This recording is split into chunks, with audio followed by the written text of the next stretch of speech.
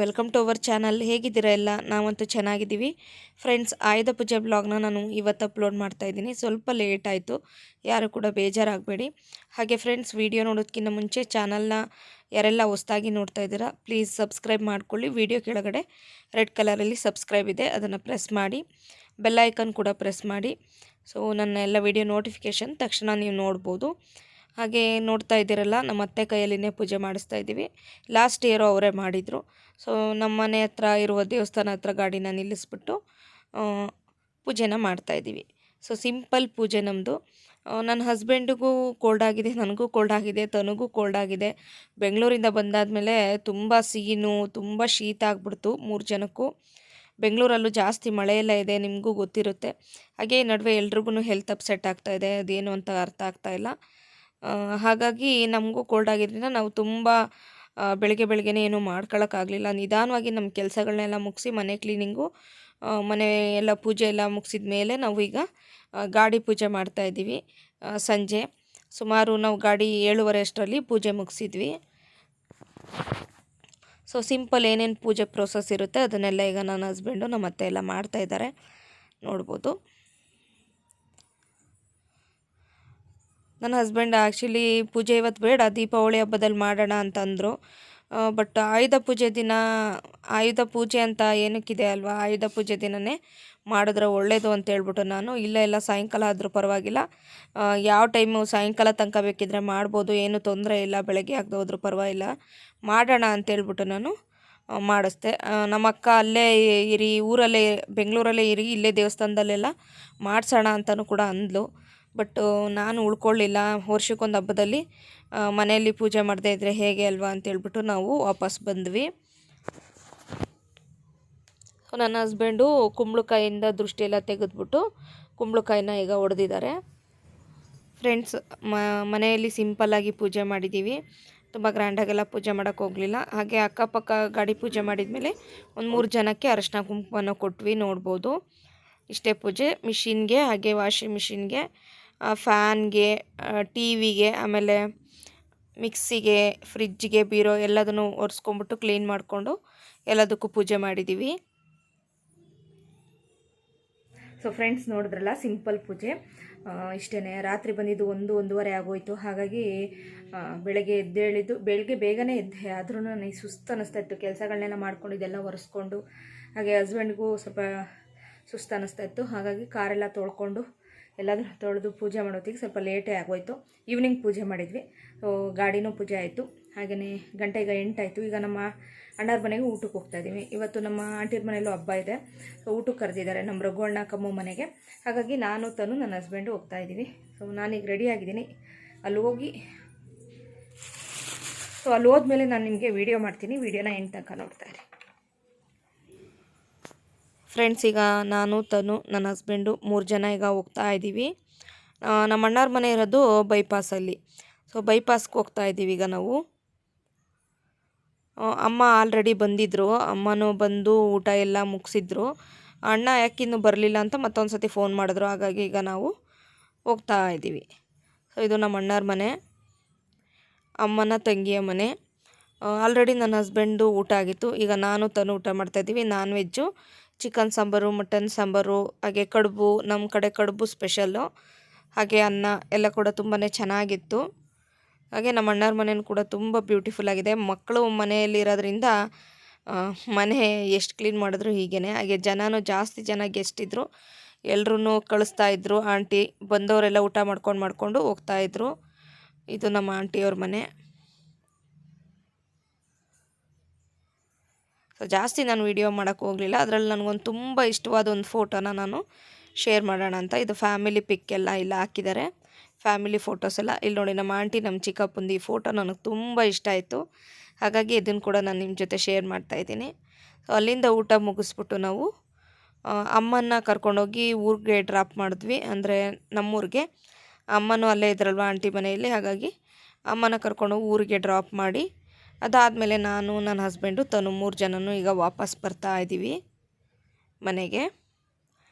On the ವೇಯಲ್ಲಿ friends, ನಾನು ಇಲ್ಲಿ market road police station ತುಂಬ ಸೂಪರಾಗಿ ಡೆಕೋರೇಷನ್ ಮಾಡಿದರು ಆಯುಧ ಪೂಜೆಗೆ. ಹಾಗಾಗಿ ಅದನ್ನು ಸುಮ್ಮನೆ ಹಾಗೆ ವಿಡಿಯೋ ಹಿಡಿದೆ ನೋಡಿ, ಎಷ್ಟು ಬ್ಯೂಟಿಫುಲ್ಲಾಗಿ ಡೆಕೋರೇಷನ್ ಮಾಡಿದ್ದಾರೆ. ನಾವು ಫೋಟೋ ತೆಗೆಸ್ಕೊಂಡೇ ಇರಲಿಲ್ಲ ನಮ್ಮ ಕಾರಲ್ಲಿ, ಕಾರ್ ಪೂಜೆ ಆದಮೇಲೆ. ಹಾಗಾಗಿ ಅಲ್ಲಿಂದ ಊಟ ಮುಗಿಸಿ ಎಲ್ಲ ಬಂದಾದಮೇಲೆ 9:30 ಟೈಮಲ್ಲಿ ನಾವು ಫೋಟೋನ ತೆಗೆಸ್ಕೊತಾ ಇದ್ದೀವಿ. ಸೊ ಇವತ್ತು ಅಲ್ಲಲ್ಲಿ ಗಾಡಿಗಳು ನೋಡೋದಕ್ಕೆ, ಮನೆಗಳು, ಅಂಗಡಿಗಳನ್ನೆಲ್ಲ ನೋಡೋದಕ್ಕೆ ಖುಷಿ ಆಗ್ತಾಯಿತ್ತು. ಎಲ್ಲ ಚೆನ್ನಾಗಿ ಡೆಕೋರೇಷನ್ ಮಾಡಿಬಿಟ್ಟು, ಲೈಟಿಂಗ್ಸ್ ಅರೇಂಜ್ಮೆಂಟ್ ಎಲ್ಲ ಮಾಡಿಬಿಟ್ಟು ತುಂಬಾ ಚೆನ್ನಾಗಿ ಮಾಡಿದ್ದಾರೆ. ಬಟ್ ನಂದು ಫೋನ್ ಕ್ಲಾರಿಟಿ ಕಡಿಮೆ ಆಗಿದೆ, ಹಾಗಾಗಿ ಸ್ವಲ್ಪ ಬ್ಲ್ಯಾಕಾಗಿ ಕಾಣಿಸ್ತಾ ಇದೆ ಫೋಟೋಸ್ ಎಲ್ಲ. ಫ್ರೆಂಡ್ಸ್, ಇದು ನೆಕ್ಸ್ಟ್ ಡೇ ಮಾರ್ನಿಂಗು ಪೂಜೆ ಎಲ್ಲ ಮುಗಿಸಿದ್ದೀನಿ ಈಗ ನಾನು, ವಿಜಯದಶಮಿ ದಿನ. Good morning friends, welcome back to our channel. ನನ್ನ ಎಲ್ಲ ಪ್ರೀತಿಯ ಸ್ನೇಹಿತರಿಗೂ ವಿಜಯದಶಮಿ ಹಬ್ಬದ ಹಾರ್ದಿಕ ಶುಭಾಶಯಗಳು. ಹ್ಯಾಪಿ ವಿಜಯದಶಮಿ. ಫ್ರೆಂಡ್ಸ್, ರೆಡಿ ಆಗಿದ್ದೀವಿ. ಗಂಟೆ 11 ಆಗಿದೆ. ಈಗ ಅಮ್ಮನ ಮನೆಗೆ ಹೋಗಬೇಕು ಹಬ್ಬಕ್ಕೆ. ಇವತ್ತು ಅಮ್ಮನ ಮನೆಯಲ್ಲಿ ಹಬ್ಬ, ವಿಜಯದಶಮಿ ಹಬ್ಬ. ಸೊ ಮಹಾನವಮಿ, ಮಾರನವಮಿ ಎಲ್ಲ ಹೇಳ್ತಾರೆ ಹಳ್ಳಿ ಭಾಷೆಯಲ್ಲಿ. ಸೊ ಹಾಗಾಗಿ 11 ಗಂಟೆ ಅಷ್ಟೊತ್ತಿಗೆ ಎಲ್ಲ ರೆಡಿಯಾಗಿ ನಂದು ಪೂಜೆ, ಕ್ಲೀನಿಂಗ್ಸು, ಬ್ರೇಕ್ಫಾಸ್ಟ್ ಎಲ್ಲ ಆಯಿತು. ಅಮ್ಮನ ಮನೆಗೆ ಹೋಗಿ ಇನ್ನು ಹಬ್ಬದ ಪ್ರಿಪ್ರೇಷನ್ ಮಾಡೋದಷ್ಟೇ. ಅಮ್ಮ ವೆಯ್ಟ್ ಮಾಡ್ತಾಯಿದ್ದಾರೆ ಬನ್ನಿ ಅಂತ ಹೇಳ್ಬಿಟ್ಟು. ಸೊ ಸ್ವಲ್ಪ ಸಾಮಾನೆಲ್ಲ ತೊಗೊಂಡೋಗೋದಿದೆ, ಅದನ್ನೆಲ್ಲ ನನ್ನ ಹಸ್ಬೆಂಡ್ ತೊಗೊಳ್ತಾ ಇದ್ದಾರೆ ಅಂಗಡಿಯಲ್ಲಿ. ತೊಗೊಂಡಾದ್ಮೇಲೆ ಸೀದಾ ಅಮ್ಮನ ಮನೆಗೆ ಹೋಗ್ತಾ ಇರೋದು. ಅಲ್ಲಿ ವ್ಲಾಗ್ನ ಕಂಟಿನ್ಯೂ ಮಾಡ್ತೀನಿ, ನೋಡ್ತಾ ಇರಿ. ನನ್ನ ಚಾನಲ್ನ ಹೊಸದಾಗಿ ನೋಡ್ತಿರೋರು ಮರೀದೆ ಸಬ್ಸ್ಕ್ರೈಬ್ ಮಾಡ್ಕೊಂಡು ನೋಡಿ. ಫ್ರೆಂಡ್ಸ್, ಈಗ ನಾವು ಹೋಗ್ತಾ ಇದ್ದೀವಿ.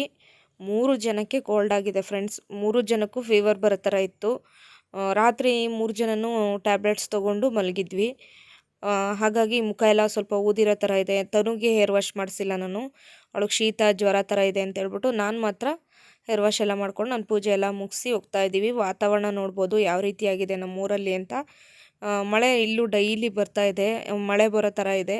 ಗಿರಿಗಳೆಲ್ಲ ಯಾವುದು ಕಾಣಿಸ್ತಾ ಇಲ್ಲ, ಎಲ್ಲ ಕೂಡ ಮೋಡ ಮುಚ್ಕೊಂಡ್ಬಿಟ್ಟಿದೆ. ಸೊ ಆದ್ರೂ ನಮಗೂ ಹುಷಾರಿಲ್ದಿರೋ ಥರ ಫೀಲು. ನನಗೆ ಹಬ್ಬನೂ ಬೇಡ ಏನು ಬೇಡ ಅನ್ನೋ ಥರ ಅನ್ನಿಸ್ತಿತ್ತು. ಬಟ್ ಹಬ್ಬ ಅಲ್ವಾ ಫ್ರೆಂಡ್ಸ್, ಮಾಡಲೇಬೇಕು. ಅಮ್ಮನಿಗೆ ಬೇರೆ ಆಗೋದಿಲ್ಲ ಒಬ್ಬರು ಕೈಲೇ ಮಾಡ್ಕೊಳ್ಳೋಕ್ಕೆ, ಹಂಗಾಗಿ ಈಗ ಹೋಗ್ತಾ ಇದ್ದೀವಿ.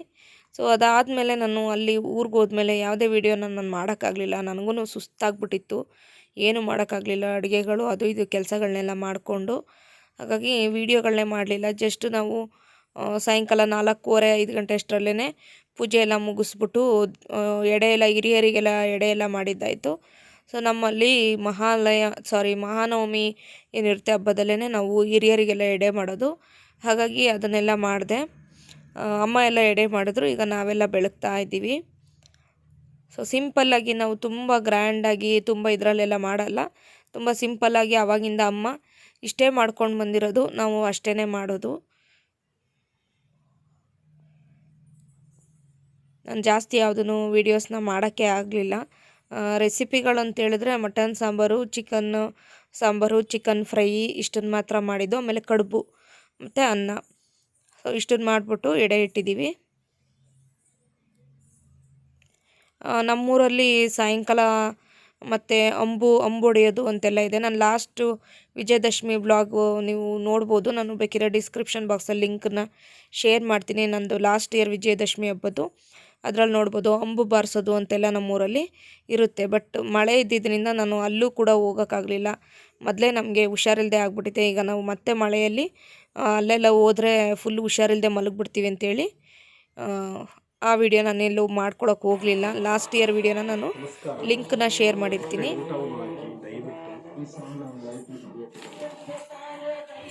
ಊಟ ಇಲ್ಲ ಇವತ್ತು ನಿನಗೆ. ಒಂದು ಬಾಯ್ ಮಾಡೋಂಗ ಹಂಗೆ. ಗ್ರೇವಿ ಮಾತ್ರ ತುಂಬಾ ಚೆನ್ನಾಗಿತ್ತು. ಫುಡ್ ಮೆನು ನೋಡುವಾಗ ಮುಳ್ಳೆಣ್ಣ ಮಾಡಿದ್ದನ್ನ ಫುಡ್ ಮೆನು ಮಾಡಿಲ್ಲ, ವಿಡಿಯೋ ಮಾಡಿಲ್ಲ.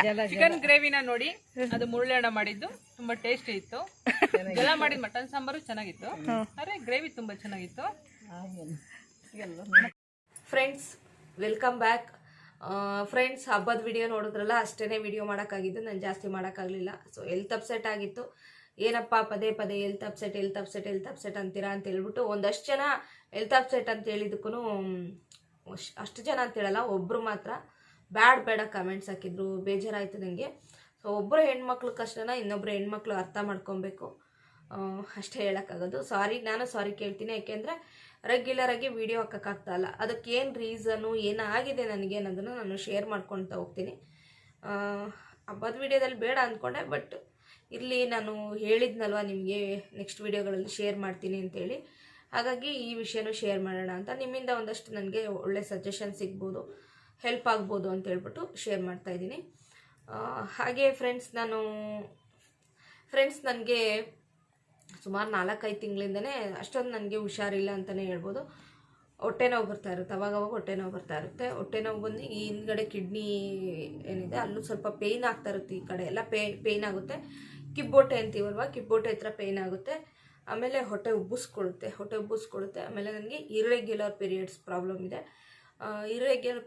ಇರ್ರೆಗ್ಯುಲರ್ ಪೀರಿಯಡ್ಸ್ ಪ್ರಾಬ್ಲಮ್ ಇದೆ. ಹಾಗೆ ಈಗ 1 ಮಂತ್ ಈಗ ಪೀರಿಯಡ್ಸ್ ಆಯಿತು ಅಂತ ಹೇಳಿದ್ರೆ ಜಾಸ್ತಿ ನನಗೆ ಬ್ಲೀಡಿಂಗ್ ಆಗಲ್ಲ. ಅದಾದಮೇಲೆ ಮತ್ತೆ 10 ಡೇಸಿಗೂ ಸ್ವಲ್ಪ ಬ್ಲೀಡಿಂಗ್ ಕಾಣಿಸ್ಕೊಳ್ಳೋ, ಈ ಥರ ಎಲ್ಲ ಪ್ರಾಬ್ಲಮ್ಸ್ ನನಗೆ ಆಗ್ತಾಯಿತ್ತು. ಹಾಗಾಗಿ ತೋರಿಸ್ಕೊಳ್ಳೋಣ ಇಲ್ಲಿ ಹಾಸ್ಪಿಟಲ್ಗೆ ಅಂದರೆ ನಂಗೆ ನಿಜವಾಗ್ಲೂ ಟೆನ್ಷನ್ ಆಗಿತ್ತು. ನನಗೆ ಹೊಟ್ಟೆ ನೋವು ಬರೋದು, ನನ್ನ ಕೆಲಸಗಳು ಸರಿಯಾಗಿ ಮಾಡೋಕ್ಕಾಗ್ತಾ ಇರಲಿಲ್ಲ. ನನ್ನ ಹಸ್ಬೆಂಡು ಇಲ್ಲೇ ಇರಲಿಲ್ಲ, ಬೆಂಗಳೂರಲ್ಲಿ ಇದ್ರಲ್ವ. ಹಂಗಾಗಿ ನನಗೆ ತನು ಹತ್ರ ಏನು ಹೇಳ್ಕೊಳಕ್ಕಾಗುತ್ತೆ, ತನು ಹತ್ರ ಏನು ಇದು ಮಾಡೋಕ್ಕಾಗುತ್ತಲ್ವ. ನಮ್ಮಮ್ಮ ಹಂಗೆ ಹೇಳೋಣ ಅಂದರೆ ನಮ್ಮಮ್ಮ ಸುಮ್ಮನೆ ಟೆನ್ಷನ್ ತೊಗೊಂಡ್ಬಿಡ್ತಾರೆ, ಎಲ್ಲದಕ್ಕೂ ಸ್ವಲ್ಪ ಟೆನ್ಷನ್ ಮಾಡ್ಕೊಂಬಿಡುತ್ತೆ ಅಂಥೇಳಿ, ಸರಿ ಬೆಂಗಳೂರಿಗೆ ಹೋಗೋಣ, ಬೆಂಗಳೂರಿಗೆ ಹೋಗಾದ್ಮೇಲೆ ತನು ಸ್ಕೂಲಿಂದೆಲ್ಲ ಮುಗಿಸ್ಕೊಂಡು ಹಾಗೆ ಹಾಸ್ಪಿಟಲಿಗೆ ತೋರಿಸೋಣ ಅಂತ ಪ್ಲ್ಯಾನ್ ಮಾಡಿದೆ. ಸೊ ನನಗೆ ಮುಂಚೆ ಇದೇ ಥರ ಪ್ರಾಬ್ಲಮ್ ಇದ್ದಾಗ ನನಗೆ PCOD ಆಗಿದೆ ಅಂತ ಹೇಳ್ಬಿಟ್ಟು ಟ್ರೀಟ್ಮೆಂಟ್ ತೊಗೊಂಡಿದ್ದೆ ನಾನು. ಸೊ ಒಬ್ಬರು ಡಾಕ್ಟ್ರ್ ಹತ್ರ, ಅವ್ರ ಹತ್ರ ಟ್ರೀಟ್ಮೆಂಟ್ ತೊಗೊಂಡು 3 ಮಂತ್ಸ್ ಟ್ಯಾಬ್ಲೆಟ್ಸ್ ಎಲ್ಲ ತೊಗೊಂಡು ನೀರುಗುಳ್ಳೆ ಆಗಿದೆ ಅಂತ ಹೇಳಿದರು. ಮಾಮೂಲಿ PCOD ಗೊತ್ತಿರುತ್ತಲ್ವ ನಿಮಗೆ, ಅದಾಗಿದೆ ಅಂದ್ಕೊಂಡು ನಾನು ಸರಿ ಅದ್ರ ಮಾತ್ರೆ ಎಲ್ಲ ತೊಗೊಂಡು ಆಮೇಲೆ ನನಗೆ ಸರಿ ಹೋಗಿತ್ತು. ಈಗ ಮತ್ತೆ ನನಗೆ ಸೇಮ್ ಪ್ರಾಬ್ಲಮ್ ಆಗಿರ್ಬೋದೇನೋ ಅಂತ ನಾನು ಅಂದ್ಕೊಂಡು ನೋಡೋಣ, ಅಲ್ಲೇ ಒಂದು ಸಲ ತೋರಿಸಿ ನೋಡೋಣ ಅಂತೇಳಿ ಹೋದ್ವಿ. ಬಟ್ ಅಲ್ಲಿ ನನಗೆ ಹಾಸ್ಪಿಟಲ್ ಸಿಗಲಿಲ್ಲ. ಡಾಕ್ಟ್ರಿಗೆ ಅಲ್ಲಿ ಹಾಸ್ಪಿಟಲ್ ಅಂದರೆ ಕ್ಲಿನಿಕ್, ಅದು ಹಾಸ್ಪಿಟಲ್ಲ, ಕ್ಲಿನಿಕ್ ಇಲ್ಲ. ಈಗ ಅವರು ಬೇರೆ ಕಡೆ ಎಲ್ಲಾದರೂ ಶಿಫ್ಟ್ ಮಾಡಿದಾರೇನೋ, ಅಲ್ಲೆಲ್ಲ ಮೆಟ್ರೋ ಎಲ್ಲ ಆಗಿ ಈಗ ಚೇಂಜ್ ಆಗಿದೆ. ಹಾಗಾಗಿ ಅಲ್ಲಿ ಹೋಗಲಿಲ್ಲ. ಸೊ ನಮ್ಮ ಅಕ್ಕ ಅಲ್ಲಿ ಬೇರೆ ಕಡೆ ಹೇಳಿದ್ಲು, ಅಲ್ಲಿ ಹೋದ್ವಿ, ಆತ್ರೆ ಹಾಸ್ಪಿಟಲ್ ಅಂತೇಳಿ. ಅಲ್ಲಿ ಹೋಗಿ ಯೂರಿನ್ ಚೆಕಪ್ಪಿಂದ ಹಿಡಿದ್ಬಿಟ್ಟು blood checkup, urine checkup, blood checkup, thyroid checkup ಎಲ್ಲ ಹೇಳಿದ್ರು. ಸ್ಕ್ಯಾನಿಂಗ್ ಹೇಳಿದ್ರು, ಸ್ಕ್ಯಾನಿಂಗ್ ಎಲ್ಲ ಮಾಡಿಸಿದ್ದು. ಅದೆಲ್ಲ ಮಾಡಿಸಿ ರಿಪೋರ್ಟ್ ಎಲ್ಲ ನೋಡಿಬಿಟ್ಟು PCOD ಆಗಿದೆ ಅಂತ ಹೇಳಿದರು.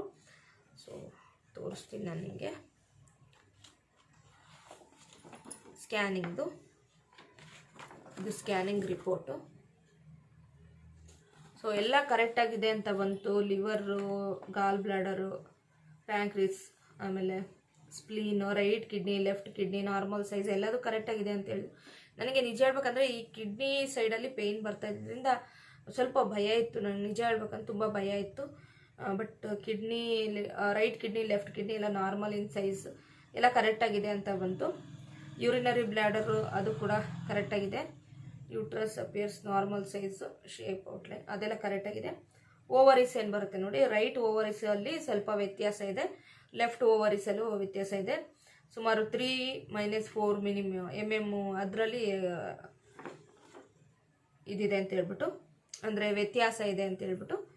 ಬಿಲೇಟರಿ ಪೋಲಿಸಿಸ್ಟಿಕ್ ಓವರಿಯನ್ ಡಿಸೀಸಸ್, ಸೊ PCOD ಆಗಿದೆ. ಸೊ ಹಂಗೆ ಬಂದಿದೆ ರಿಪೋರ್ಟಲ್ಲಿ. ಅದಾದಮೇಲೆ ಈಗ ಮತ್ತೆ ಇನ್ನೊಂದು ಸಲ ನಾವು ಪೀರಿಯಡ್ಸ್ ಎಲ್ಲ ಆದಮೇಲೆ ಸೆಕೆಂಡ್ ಡೇಗೆ ಬಂದು ಮತ್ತು ಸ್ಕ್ಯಾನಿಂಗ್ ಎಲ್ಲ ಮಾಡಿಸಿ ಅದೆಲ್ಲ ಮಾಡಿಸಿ ಅಂತ ಹೇಳಿದ್ದಾರೆ. ಥೈರಾಯ್ಡ್ ಟೆಸ್ಟು, ಬ್ಲಡ್ ಟೆಸ್ಟು, ಬೇರೆ ಥರದ್ದೆಲ್ಲ ಇನ್ನೂ ಟೆಸ್ಟ್ಗಳಿತ್ತು. ನನಗೆ ಅವಾಗ ಹೋಗೋಕ್ಕಾಗಿಲ್ಲ, ಹಂಗಾಗಿ ಅಲ್ಲಿ ದೂರ ಆಯಿತು ಒಂದು. ಅಲ್ಲೆಲ್ಲ ಮಾಡಿಸೋದಕ್ಕೆ ಸ್ವಲ್ಪ ಅಲ್ಲಿ ಡೈಲಿ ಈಗ ನನಗೆ ಮತ್ತೆ ಹೇಳಿದಾರಲ್ವ, ಮತ್ತೆ ಹೋಗೋದಕ್ಕೆ ಸ್ವಲ್ಪ ಕಷ್ಟ ಆಗ್ಬೋದು ಅಂದ್ಕೊಂಡು ಬಂದಿದ್ದೀವಿ. ನೋಡೋಣ, ಬೆಂಗಳೂರಿಗೆ ಏನಾದ್ರು ಶಿಫ್ಟ್ ಆದರೆ ಹೋಗಿ ಮಾಡಿಸೋಣ ಅಂತ ಅಂದ್ಕೊಂಡಿದ್ದೀನಿ. ನನ್ನ ಹಸ್ಬೆಂಡ್ ಎಲ್ಲ ಹೇಳಿದ್ದು, ಅಮ್ಮ ಎಲ್ಲ ಹೇಳಿದ್ದು, ಇಲ್ಲೇ ಡಾಕ್ಟ್ರ್ ಇದ್ದಾರೆ, ಇಲ್ಲೇ ಕರ್ಕೊಂಡೋಗಿ ತೋರಿಸ್ತೀನಿ, ಸುಮ್ಮನಿರು, ಬೇಡ ಅಲ್ಲೆಲ್ಲ ಅಂತ ಹೇಳಿದ್ರು. ಸೊ ಇಲ್ಲಿ ಮಾಡಿಸಿದ್ದೀನಿ, ನೋಡೋಣ. ಮತ್ತೀಗ ನಾವು ಬೆಂಗಳೂರಿಗೆ ಹೋದರೆ ಮತ್ತೆ ಬೆಂಗಳೂರಲ್ಲಿ ಹೋಗಿ ತೋರಿಸೋಣ ಅಂತ ಯೋಚನೆ ಮಾಡ್ತಾಯಿದ್ದೀನಿ. ಇಷ್ಟಂತೂ ಆಗಿದೆ, ಸದ್ಯಕ್ಕೆ PCOD ಆಗಿದೆ. ಆದರೆ ಆ ಡಾಕ್ಟ್ರ್ ಹೇಳಿದ್ದೇನಂತ ಹೇಳಿದ್ರೆ ನನಗೆ, ಇದು ಸೆಕೆಂಡ್ ಟೈಮ್ ಆಗಿರೋದ್ರಿಂದ ನೀವು ಆಪ್ರೇಷನ್ ಮಾಡಿಸ್ಕೊಬಿಡಿ, ಮತ್ತೆ ಅದು ಹಾಗೆ ಆದರೆ ನಿಮಗೆ ಕಷ್ಟ ಆಗುತ್ತೆ, ಬಿಟ್ಕೊಬಾರ್ದು, ಅದನ್ನೆಲ್ಲ ಆಪ್ರೇಷನ್ ಮಾಡಿಸ್ಕೊಳ್ಳಿ ಅಂತೆಲ್ಲ ಅಂದರು. ಅದು ಸಖತ್ ಭಯ ಆಗ್ಬಿಟ್ಟಿದೆ ನನಗೆ. ನಿಜ ಹೇಳ್ಬೇಕಂತ ತುಂಬಾ ಭಯ ಆಗಿದೆ ನಂಗೆ. ಆಪ್ರೇಷನ್ನು ಅದು ಇದು ಅಂದರೆ ತುಂಬಾ ಭಯ. ನಾವೆಲ್ಲ ಮಲ್ಕೊಂಬಿಟ್ರೆ ನಮ್ಮನ್ನು ಯಾರು ನೋಡ್ತಾರೆ ಅನ್ನೋ ಒಂದು ಫೀಲ್ ಆಗುತ್ತೆ ನನಗೆ ನಿಜ ಹೇಳ್ಬೇಕಂದ್ರೆ. ಹಾಗಾಗಿ ಸರಿಯಾಗಿ ನಾನು ವೀಡಿಯೋಗಳನ್ನ ಮಾಡೋಕ್ಕೆ ಆಗಿರಲಿಲ್ಲ. ಇಷ್ಟು ದಿನ ನನಗೆ ಆಗಿದ್ದಂಥ ಪ್ರಾಬ್ಲಮ್ ಅದೇ ಫ್ರೆಂಡ್ಸ್. 3 ಗಂಟೆ 4 ಗಂಟೆಗೆಲ್ಲ ಹೊಟ್ಟೆ ಉಬ್ಬಿಸ್ಕೊಳ್ಳೋ ಥರ ಆಗುತ್ತೆ. ಗ್ಯಾಸ್ಟ್ರಿಕ್ ಅಂತಲೇ ಅಂದ್ಕೊಂಡು ನಾನು ನನಗೆ ಗ್ಯಾಸ್ಟ್ರಿಕ್ ಆಗಿದೆ ಅಂತ ಅಂದ್ಕೊಳ್ಳೋದು. ನನಗೆ ಇದು ಮಾಡೋದು, ಮಲಗೋದು, ಮತ್ತೆ 3 ಗಂಟೆ ರಾತ್ರಿಯಲ್ಲಿ ಎದ್ದೇಳೋದು, ನೀರೆಲ್ಲ ಕುಡ್ಕೊಳ್ಳೋದು, ಇದೇ ಥರ ಪ್ರಾಬ್ಲಮ್ ಆಗ್ತಾಯಿತ್ತು. ಸರಿಯಾಗಿ ಟೈಮಿಗೆ ತಿಂದ್ರೂ ಹಂಗೆ ಆಗುತ್ತೆ. ಸೊ ಈ ಥರ ಎಲ್ಲ ಪ್ರಾಬ್ಲಮ್ಸ್ ಆಗಿದೆ. ಮತ್ತು ನೋಡಬೇಕು. ಸೊ ಒಳ್ಳೆ ಕಡೆ ತೋರಿಸಿ ಹುಷಾರು ಮಾಡ್ಕೊಬೋದು. ಹಾಗೆಯೇ ಆಪ್ರೇಷನ್ ಇಲ್ಲದೆ ಸೊ ಯಾವ ಥರನಾದರೂ ಹುಷಾರು ಮಾಡ್ಕೊಬೋದಾ ಅಂತ ಯಾರಿಗಾದ್ರೂ ಗೊತ್ತಿದ್ರೆ, ಯಾರಾದರೂ ಆ ರೀತಿ ಹುಷಾರು ಮಾಡ್ಕೊಂಡಿದ್ರೆ ನನಗೆ ಸಜೆಸ್ಟ್ ಮಾಡಿ. ನಾನು ಸುಮಾರು ವೀಡಿಯೋಗಳನ್ನ ಚೆಕ್ ಮಾಡಿದೆ, ಆ್ಯಕ್ಚುಲಿ ಯೂಟ್ಯೂಬಲ್ಲೆಲ್ಲ ಚೆಕ್ ಮಾಡಿದೆ. ಹಾಗೆಯೇ ಏನಾದರೂ ಕ್ಯೂರ್ ಮಾಡ್ಕೊಳಕ್ಕಾಗುತ್ತಾ ಅಂತ ಹೇಳ್ಬಿಟ್ಟು ಎಕ್ಸಸೈಸ್ಗಳು, ಫುಡ್ಡು, ಅದ್ರ ಬಗ್ಗೆ ಎಲ್ಲ ಸ್ವಲ್ಪ ನೋಡಿಕೊಂಡೆ. ಮತ್ತು ನನಗೆ ಆಪ್ರೇಷನ್ ಅಂತ ಹೇಳಿದರೆ ನಂಗೆ ನಿಜವಾಗ್ಲೂ ಅವತ್ತಿಂದ ಫುಲ್ಲು ತಲೆ ಬಿಸಿ ಆಗ್ಬಿಟ್ಟಿದೆ. ಏನಪ್ಪ ಇದು ಅಂತ ಹೇಳ್ಬಿಟ್ಟು, ಇದೇನಪ್ಪ ಈ ಥರ ಆಯ್ತು. ಇದು ಸೆಕೆಂಡ್ ಟೈಮು. ಆವಾಗಲೂ ಅಷ್ಟೇ ನನಗೆ ಫಸ್ಟ್ ಟೈಮ್ ಆದಾಗಲೂ 1 ಹೊತ್ತು ಮಾತ್ರೆ ಬಿಡೋಂಗಿರಲಿಲ್ಲ. PCODಗೆ ಟ್ಯಾಬ್ಲೆಟ್ಸ್ ತಗೊಂಡವ್ರಿಗೆ ಗೊತ್ತಿರುತ್ತೆ. ಮಾತ್ರೆ ಬಿಡದೆ ಕುಡಿದು, ನಿಜವಾಗ್ಲೂ ಮಾತ್ರೆ ಕುಡಿಯೋದು, ಔಷಧಿ ಕುಡಿಯೋದು, ಹಾಸ್ಪಿಟಲಿಗೆ ತೋರಿಸ್ಕೊಳ್ಳೋದು, ಇಂಜೆಕ್ಷನ್ ಹಾಕ್ಸ್ಕೊಳ್ಳೋದು, ಅದಕ್ಕಿಂತ ನರ್ಕ ಇನ್ನೊಂದಿಲ್ಲ ಅಂತಲೇ ಅನಿಸ್ಬಿಡುತ್ತೆ. ನನಗೂ ಈಗ ಹಾಗೆ ಅನ್ನಿಸ್ತಾ ಇದೆ. ಹಾಗಾಗಿ ನೋಡಬೇಕು. ಸೆಕೆಂಡ್ ಟೈಮ್ ಬಂದಿರೋದ್ರಿಂದ ಅವರು ನನಗೆ ಇದೇ ಥರ ಸಜೆಸ್ಟ್ ಮಾಡಿದರು, ಆಪ್ರೇಷನ್ ಮಾಡಿಸ್ಕೊಂಬಿಡಿ ಅಂತಲೇ ಅಂದರು. ನೋಡಬೇಕು ಫ್ರೆಂಡ್ಸ್, ನಿಜವಾಗ್ಲೂ ಭಯ ಆಗಿದೆ ಹಂಗಂದಿದ್ದಕ್ಕೆ. ಹಾಗೆ ಕ್ಯೂರ್ ಮಾಡ್ಕೊಳ್ಳೋಕ್ಕಾಗುತ್ತಾ ಟ್ರೈ ಮಾಡಿಬಿಟ್ಟು ಆಗದೇ ಇದ್ದರೆ ಆಪ್ರೇಷನ್ ಮಾಡಿಸ್ಕೊತೀನಿ. ಇನ್ನೇನು ಮಾಡೋಂಗಿಲ್ಲ. ನಮಗೂ ಒಂದು ಹೆಣ್ಮಗು ಇದೆ ಅಲ್ವಾ, ಅದ್ರ ಭವಿಷ್ಯನೂ ನಾವು ನೋಡಬೇಕು. ನಾವು ದಿನಕ್ಕೆ ಇದ್ರ ಬಗ್ಗೆನೇ ಯೋಚನೆ ಮಾಡ್ಕೊಳ್ತಾ ಭಯ ಪಟ್ಕೊಳ್ತಾನೆ ಇದ್ದರೆ ಕಷ್ಟ ಆಗ್ಬಿಡುತ್ತೆ. ಅವ್ರನ್ನ ನಾವು ಹೇಗೆ ಮುಂದೆ ಇದು ಮಾಡೋಕ್ಕಾಗುತ್ತಲ್ವಾ ಅಂದ್ಕೊಂಡು ಎಲ್ಲ ಥರ ಯೋಚನೆ. ನನಗೆ ಮಲ್ಕೊಂಡ್ರೂ ಯೋಚನೆ, ಕೂತ್ಕೊಂಡ್ರೂ ಯೋಚನೆ, ನಿಜವಾಗ್ಲೂ ನನಗೆ ತುಂಬ ಯೋಚನೆ, ಏನಪ್ಪ ಇದು ಅನ್ನೋ ಥರ ಆಗ್ಬಿಟ್ಟಿದೆ. ಸರಿ, ನೋಡೋಣ ಏನೆಲ್ಲ ಆಗುತ್ತೋ ಆಗ್ತಾ ಇರಲಿ. ಓಕೆ, ಈ ವಿಡಿಯೋದಲ್ಲಿ ಇಷ್ಟು ಮಾತ್ರ ಸಾಕು ಅಂದ್ಕೊತೀನಿ. ನೆಕ್ಸ್ಟ್ ವಿಡಿಯೋದಲ್ಲಿ ನಾನು ಇನ್ನಷ್ಟು ವಿಷಯಗಳನ್ನ ಶೇರ್ ಮಾಡ್ತೀನಿ. ನನಗೆ ಇನ್ನೂ ಮನೆ ಬಗ್ಗೆ ಇನ್ನೂ ಕರೆಕ್ಟಾಗಿ ಯೋಚನೆ ಮಾಡೋಕ್ಕಾಗಿಲ್ಲ. ಮನೆಗೆ ಏನು ಮಾಡೋದು ಏನು ಅಂತೇಳಿ ಮನೆ ಹುಡ್ಕಾಡ್ಕೊಂಡು ಬೆಂಗಳೂರೆಲ್ಲ ಸುತ್ತಾಡ್ಕೊಂಡು ಬಂದಿದ್ದೀವಿ. ನೋಡೋಣ, ನೆಕ್ಸ್ಟ್ ಬ್ಲಾಗಲ್ಲಿ ನಾನು ವಿಷಯ ಶೇರ್ ಮಾಡ್ತೀನಿ. ವಿಡಿಯೋಗಳನ್ನ ನೋಡ್ತಾ ಇರಿ. ನನ್ನ ಚಾನಲ್ನ ಹೊಸ್ದಾಗಿ ನೋಡ್ತಾ ಇರೋರು ಮರೀದೆ ಸಬ್ಸ್ಕ್ರೈಬ್ ಮಾಡ್ಕೊಂಡು ನೋಡಿ. ಹಾಗೆ ನಿಮ್ಮ ಒಪಿನಿಯನ್ನ ನನಗೆ ಮರೀದೆ ತಿಳಿಸಿ. ನೀವು ಏನಾದರೂ ಟ್ರೀಟ್ಮೆಂಟನ್ನು ತೊಗೊಂಡಿದ್ರಾ, ಆಪ್ರೇಷನ್ ಯಾರಾದರೂ ಮಾಡಿಸ್ಕೊಂಡಿದ್ರೆ ಅದ್ರದ್ದು ಯಾವ ರೀತಿ ಇರುತ್ತೆ ಏನು ಅನ್ನೋದನ್ನು ನನಗೆ ಮರೀದೆ ತಿಳಿಸಿ. ನನಗೂ ಸ್ವಲ್ಪ ಮೈಂಡ್ ಫ್ರೀ ಅನಿಸ್ಬೋದು ಅವಾಗ. ಈಗಂತೂ ತುಂಬಾ ಭಯದಲ್ಲಿದ್ದೀನಿ ಅಂತಲೇ ಹೇಳ್ಬೋದು. ಆಪ್ರೇಷನ್ ಅಂತ ಹೇಳಿದ್ಮೇಲೆ ನಮ್ಮಮ್ಮನೂ ಸುಮಾರು ಜನ ಮಾಡಿಸ್ಕೊಂಡಿದ್ದಾರೆ ಅಂತೆಲ್ಲ ಹೇಳ್ತಾ ಇತ್ತು. ಮಾಡಿಸ್ಕೊಳ್ಳೋದಾದ್ರೆ ಅಂತೇಳಿ ಮತ್ತೆ ಇದೇ ಥರ ಆಗ್ತಾಯಿದ್ರೆ ಕಷ್ಟ ಆಗುತ್ತಲ್ವ ಫ್ರೆಂಡ್ಸ್. ಹಾಗಾಗಿ ನೋಡೋಣ, ದೇವ್ರ ದಯಿಂದ ಬೇರೆ ಏನೂ ಪ್ರಾಬ್ಲಮ್ ಆಗದೇ ಇದ್ದರೆ ಅಷ್ಟೇ ಸಾಕು. ಮನುಷ್ಯನಿಗೆ ಆರೋಗ್ಯನೇ ಮುಖ್ಯ. ಹಾಗಾಗಿ ಓಕೆ, ಈ ವ್ಲಾಗ್ ಇಷ್ಟ ಆಗಿದೆ ಅಂತ ಅಂದ್ಕೊಳ್ತೀನಿ. ಇಷ್ಟ ಆದರೆ ಪ್ಲೀಸ್ ಒಂದೇ ಒಂದು ಲೈಕ್ ಮಾಡಿ. ಹಾಗೆ ನನ್ನ ಚಾನಲ್ನ ಇನ್ನೂ ಯಾರಾದರೂ ಸಬ್ಸ್ಕ್ರೈಬ್ ಮಾಡಿಕೊಂಡೆ ನೋಡ್ತಾ ಇದ್ದರೆ ಮರೀದೆ ಸಬ್ಸ್ಕ್ರೈಬ್ ಮಾಡಿ. ಹಾಗೆ ನಿಮ್ಮ ಒಪಿನಿಯನ್ನ ನನಗೆ ಕಮೆಂಟ್ಸಲ್ಲಿ ತಿಳಿಸಿ. ಮತ್ತು ಮುಂದಿನ ಬ್ಲಾಗಲ್ಲಿ ಸಿಗ್ತೀನಿ. ಸಾರಿ, ಈ ವಿಡಿಯೋನು ಕೂಡ ಲೇಟಾಗೇ ಅಪ್ಲೋಡ್ ಮಾಡ್ತಾಯಿದ್ದೀನಿ. ಯಾರು ಕೂಡ ಬೇಜಾರಾಗಬೇಡಿ. ಸೊ ನನ್ನ ಪ್ರಾಬ್ಲಮ್ಸು, ನನ್ನ ಹಿಂಸೆ ಅದೆಲ್ಲ ಈ ಥರ ಇದೆ. ಹಾಗಾಗಿ ಮುಂದಿನ ಬ್ಲಾಗಲ್ಲಿ ಸಿಗೋಣ. ಬಾಯ್.